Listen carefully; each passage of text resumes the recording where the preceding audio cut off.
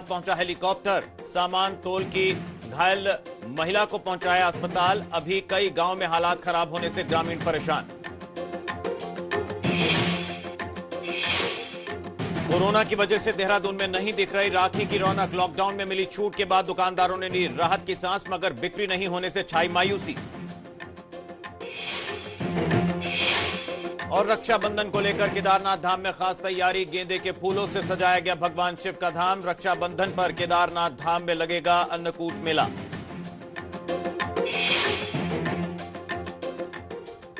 और आइए खबरों के सफर की शुरुआत करेंगे। उत्तराखंड में मूसलाधार बारिश आफत बनकर बरस रही है। बारिश की वजह से पहाड़ में लैंडस्लाइड की घटनाएं बढ़ गई हैं, जिस वजह से लोग जान जोखिम में डालकर सफर करने को मजबूर हैं। देखिए रिपोर्ट।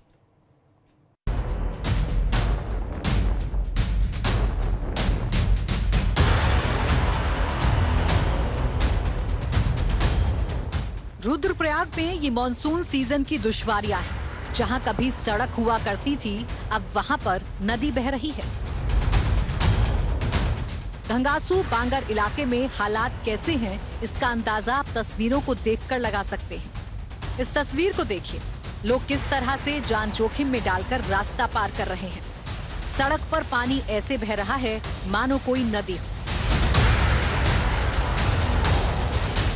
ये युवक देखिए कैसे अपनी जान जोखिम में डालकर सफर कर रहे हैं। अगर कोई चूक हुई तो इनकी जान भी जा सकती है।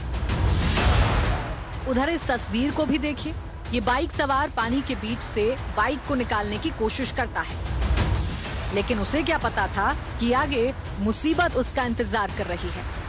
जैसे ही बाइक आगे बढ़ती है, बाइक गड्ढे में फंस जाती है।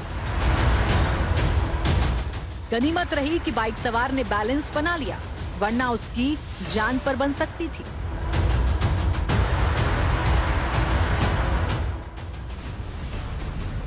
उधर बागेश्वर का हाल भी देखिए।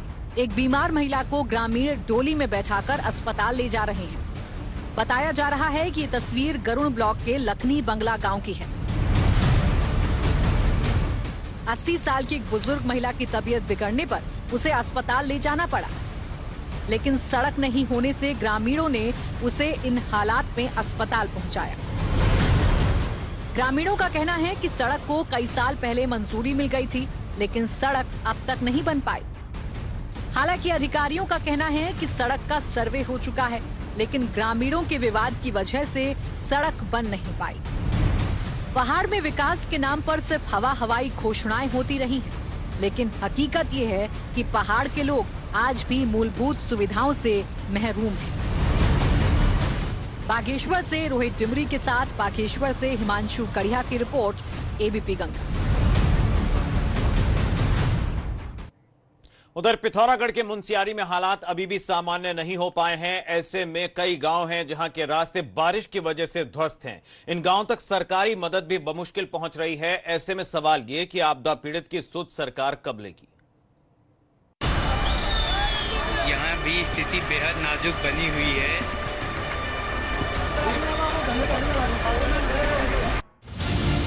पिथौरागढ़ की मुनस्यारी तहसील के कई गांव आपदा की मार झेल रहे हैं। ऐसे कई गांव हैं जहां अभी तक कोई सरकारी नुमाइंदा नहीं पहुंचा है। बांसबगड़ के गागरपानी में मकान ध्वस्त होने से कई परिवार सड़क पर आ गए हैं। लोगों के पास रहने के लिए घर भी नहीं है। गांव के आसपास की पहाड़ियों में भूस्खलन हो रहा है, जिस वजह से ग्रामीण दहशत में है।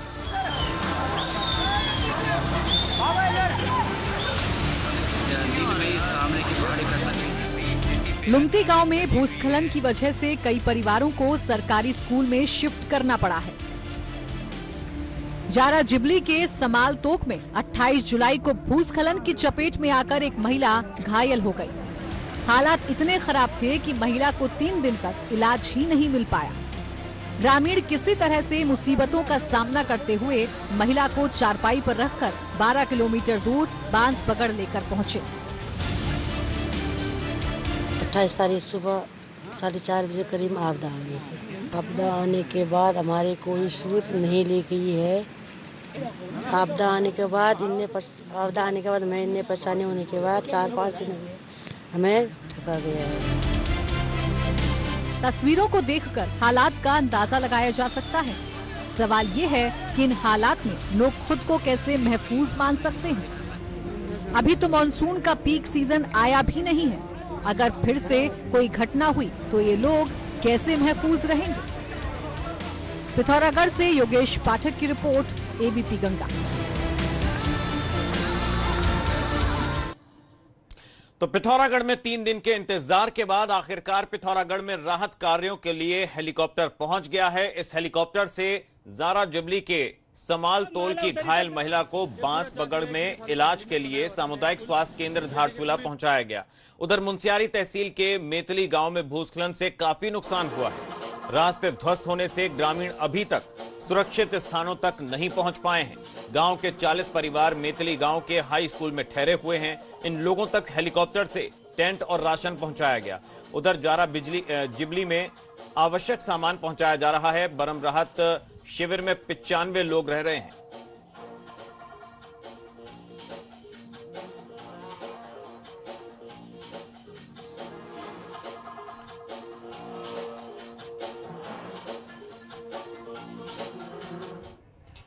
इसी बीच बड़ी खबर, उत्तराखंड में हिम तेंदुए की होगी गणना। इस वक्त की बड़ी खबर, उत्तरकाशी में बनेगा हिम तेंदुए संरक्षण का केंद्र। राज्य में विंटर टूरिज्म को बढ़ावा देने पर जोर। जोशीमठ के ऊंचाई वाले इलाकों में पाया जाता है हिम तेंदुआ। सीएम त्रिवेंद्र रावत ने की वन अधिकारियों के साथ बैठक में लिया अहम फैसला। जोशीमठ के ऊंचाई वाले इलाकों में पाया जाता है हिम तेंदुआ, जिनकी गणना होगी।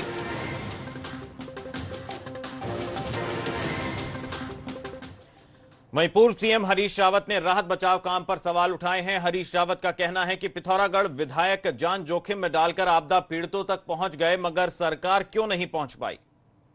विधायक पागलों की तरीके से काम कर रहे हैं। उसी तरीके से सीमांत जिलों में भी बहुत गंभीर तरीके से आपदा का प्रभाव है। बागेश्वर में भी दिखाई दे रहा है, उत्तरकाशी में दिखाई दे रहा है, दूसरी जगह दिखाई दे रहा है। मगर जिस समय आपदा आ रही है उसी समय जिलाधिकारियों के स्तर पर भी बड़े परिवर्तन हो गए हैं। तो इसी से लगता है कि कितना हम चीज़ों को समझ करके एक योजनाबद्ध तरीके से कदम उठाएं। वहीं उत्तरकाशी के भटवाड़ी ब्लॉक में बादल फटा है, जिससे क्यार्क गांव के पास भूस्खलन का खतरा पैदा हो गया है। बताया जा रहा है पापड़गाल में बादल फटा है, जिससे ग्रामीणों में खौफ है। उधर गंगोत्री नेशनल हाईवे भटवाड़ी से आगे क्षतिग्रस्त हो गया है। रोड में बड़ी दरारें पड़ गई हैं, जिसकी मरम्मत के लिए BROM काम कर रहा है। वहां पर पत्थर भरे जा रहे हैं। बजे करीबन है जो हम सभी लोग जागे हैं, और जो भी नदी के समीप जो भी ढाबे हैं या स्थानीय लोगों ने है जो रात्रि के समय वहाँ से हटा दिया गया था। और रात भर पुलिस अधीक्षक महोदय और SDM भटवाड़ी द्वारा है जो काफ़ी मेहनत की गई और सभी लड़कों को हाई अलर्ट पे रखा गया। वहीं पूर्व सीएम हरीश रावत मसूरी के दौरे पर रहे। राम मंदिर निर्माण पर हरीश रावत ने कहा कि सबको बराबर भाव से देखने वाले राम का मंदिर जरूर होना चाहिए। हरीश रावत ने तंज कसा और कहा कि उम्मीद है कि राम के नाम पर लोक कल्याण होगा, ना कि राजनीति। राम का मंदिर भारत में नहीं बनेगा तो कहाँ बनेगा? मगर राम का मंदिर विश्व मानवता के जो है संरक्षक राम का मंदिर, सीता के राम का मंदिर, सहिष्णुता के देवता का मंदिर, सबको बराबर भाव से देखने वाले संभावी राम का मंदिर, मर्यादाएं स्थापित करने वाले राम का मंदिर। तो वो जब अयोध्या में बन रहा है तो इससे ज़्यादा खुशी की बात क्या हो सकती है? और हमें उम्मीद है कि अब राम के नाम पर लोक कल्याण हो। वहीं आईपीएस बरिंदरजीत सिंह अपने ट्रांसफर से नाराज हैं। अपने ट्रांसफर के खिलाफ वे नैनीताल हाईकोर्ट पहुंच गए हैं। उन्होंने खुद को एसएसपी उधम सिंह नगर से हटाए जाने को हाईकोर्ट में चुनौती दी है। कहा जा रहा है कि बजिंदर सिंह तत्कालीन कुमाऊं डीआईजी जगत राम जोशी को किसी तरह की रिपोर्ट नहीं कर रहे थे। ऐसे में उनकी इस अनुशासनहीनता को लेकर भी शासन सहित पुलिस मुख्यालय में लगातार चर्चा हो रही थी। बरिंदरजीत सिंह 2 हफ्ते पहले एसएसपी उधम सिंह नगर के पद से हटाए गए थे और इस मामले में हाईकोर्ट ने 3 हफ्ते के भीतर सरकार से जवाब मांगा है। बरिंदरजीत सिंह ने वरिष्ठ अधिकारियों पर प्रताड़ना का आरोप लगाया है। कुछ दिन पहले बरिंदरजीत सिंह का तबादला शासन ने IRB कमांडेंट के पद पर कर दिया था और पौड़ी गढ़वाल के SSP दलीप सिंह कुंवर को उधम सिंह नगर की कमान सौंप दी गई थी।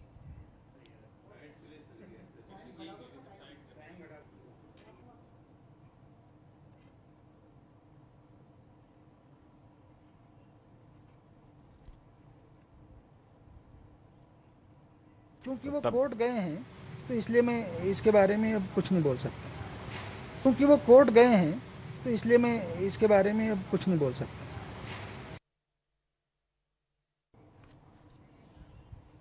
वहीं जलागम मंत्री सतपाल महाराज ने नई दिल्ली में केंद्रीय वित्त राज्य मंत्री अनुराग सिंह ठाकुर से मुलाकात की। इस दौरान उन्होंने केंद्रीय वित्त राज्य मंत्री अनुराग ठाकुर से जलागम विकास परियोजनाओं के लिए 1000 करोड़ के प्रस्ताव सौंपे हैं।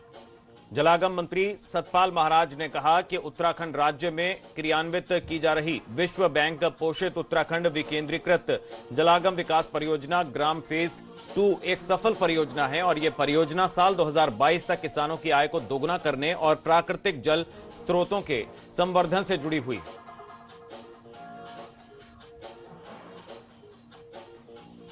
मैं इस परिप्रेक्ष्य में माननीय वित्त राज्य मंत्री श्री अनुराग ठाकुर जी से अनुरोध करने आया हूं कि वह इस जनोपयोगी एवं लोकप्रिय परियोजना जो हमारे हिमालय राज्य के लिए बड़ी महत्वपूर्ण है का 3 वर्ष हेतु अवधि विस्तार एवं विश्व बैंक से 90 मिलियन US डॉलर्स जो लगभग 684 करोड़ बैठता है कि अतिरिक्त वित्त पोषण के प्रस्ताव की रिकमेंडेशन देते हुए विश्व बैंक को प्रेषित करें।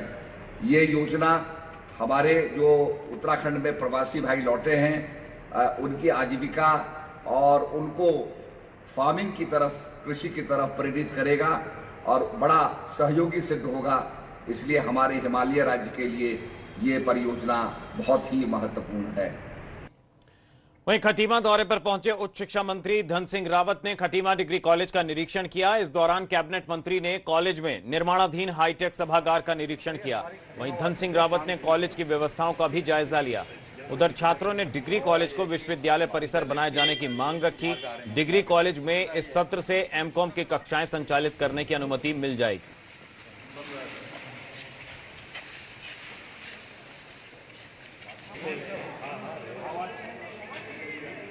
लेकर गया कि कॉलेज के लिए जो भी करना पड़ेगा हमारी सरकार करेगी उसको।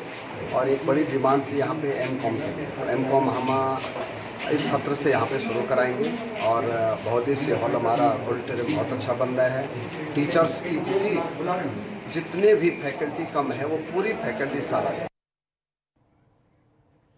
कॉर्बेट टाइगर रिजर्व की झिरना रेंज में सफेद रंग के सांभर कैमरा ट्रैप में कैद हुए हैं। इसके साथ ही यहां एक दुर्लभ फिशिंग कैट भी कैमरे में कैद हुई है।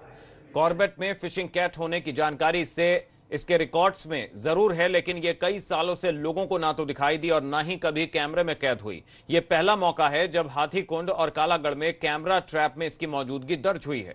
अब कॉर्बेट प्रशासन इस पर शोध करने की बात कर रहा है।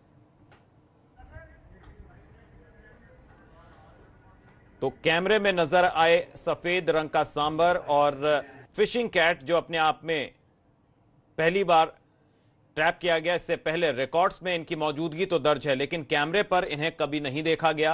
तो आज सभी के लिए हैरानी की बात थी जब कैमरे में इन 2 दुर्लभ प्रजातियों को कैमरे में कैद होते देखा गया। तो tiger reserve Corbett national park ने अब इस पर शोध करने का फैसला किया है।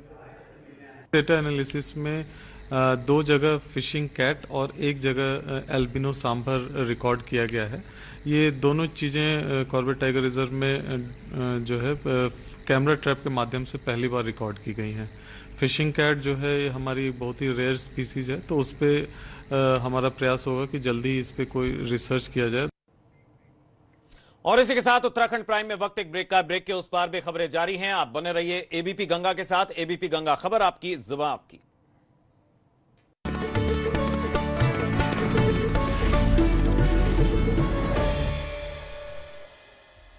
असल में हमारा घर ही हमारी नींव तैयार करता है, मजबूत बनाता है। SRMB TMT बार, घर से हो जीत की शुरुआत। क्या आप जानते हैं हमारे भोजन से फाइबर लगभग खत्म होता जा रहा है। इसी को ध्यान में रखते हुए नंदी लेकर आए हैं नंदी चोकर युक्त आटा। नंदी, नाम विश्वास का। टिफिन घर पे गार्ड भैया के लिए। उन्हें और कोई हेल्प चाहिए तो बता ना। गार्ड भैया अपनी फैमिली को बहुत मिस कर रहे हैं। तो उनका मोबाइल रिचार्ज करा दे अपने अमेज़न से। कुछ जरूरी, कुछ हम सबकी जिम्मेदारी।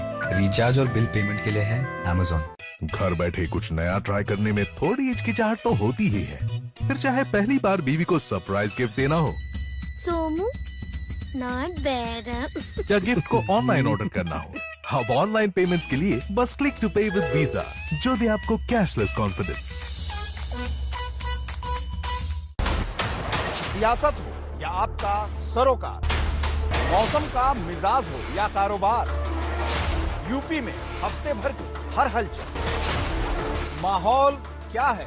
शनिवार रात 8 बजे। प्रेजेंटेड बाय डाबर दंत रक्षक से दिन की शुरुआत तो आयुष्मान दांत। पावर्ड बाय दर्द की क्या औकात जब लैप्टिक रिलीफ LR हो साथ। A quality product by Laborate. बाल and hair oil and shampoo इस्तेमाल करें और फर्क देखें। को powered by Kisan green paradise Lucknow. Unlock offer मात्र 451 रुपए पर स्क्वायर फीट। बुक करें और साथ ही पाएं निश्चित उपहार। Indigo fans, appliances and electrical conduct pipe.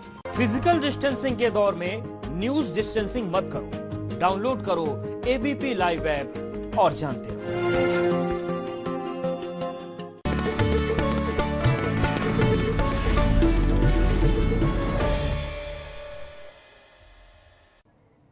स्वागत है आपका। ब्रेक के बाद खबरों में बढ़ेंगे आगे। रक्षाबंधन को लेकर केदारनाथ धाम में खास तैयारी चल रही है। रक्षाबंधन के दिन केदारनाथ में अन्नकूट मेला लगता है, जिसे लेकर मंदिर को सजाया गया है। मंदिर को सजाने के लिए गेंदे के फूलों से मंदिर को सजाया जा रहा है। उधर रुड़की की जिला जेल में बंद महिला कैदियों ने राखी बनाई है। जेल में बनी राखियों के लिए तहसील परिसर में स्टॉल लगाया गया है। दरअसल महिलाओं को आत्मनिर्भर बनाने के लिए प्रशासन और जेल प्रबंधन की तरफ से इसकी शुरुआत की गई है। दो तस्वीरें रक्षाबंधन से जुड़ी हुई रक्षाबंधन की तैयारी देखने को मिल रही है केदारनाथ धाम में। आप देख सकते हैं किस तरह से बाबा केदार के मंदिर परिसर को, प्रांगण को गेंदे के फूलों से भव्य अंदाज में सजाया गया है और ये तैयारियां जो हैं चल रही हैं अंतिम दौर में। वहीं रुड़की में आप देख सकते हैं जेल में बनाई गई राखियों का स्टॉल लगाया गया जो महिला कैदियों ने बनाई है।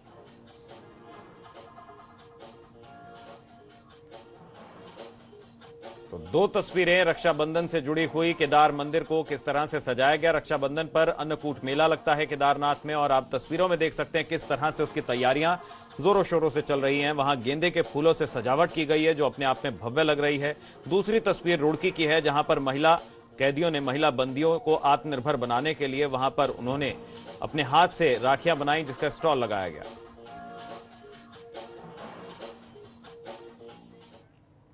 उधर जोशीमठ में महिलाओं ने ITBP जवानों के लिए राखी भेजी है। चीन सीमा पर तैनात हिमवीरों के लिए राखियां भेजी गई हैं। ITBP के कुछ जवान जोशीमठ आए थे।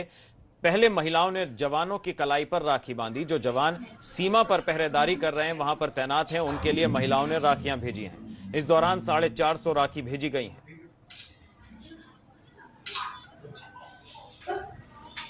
जोशीमठ से हम अपने घर से दूर हैं, फिर भी उन्होंने हमें आमंत्रित किया तो हमें बहुत खुशी हुई है।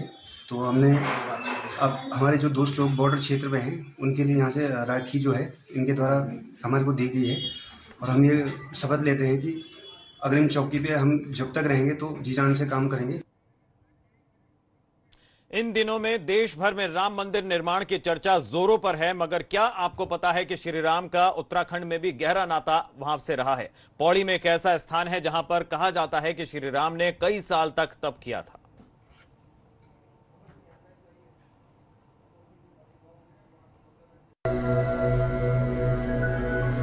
उत्तराखंड को देवों की धरती कहा जाता है।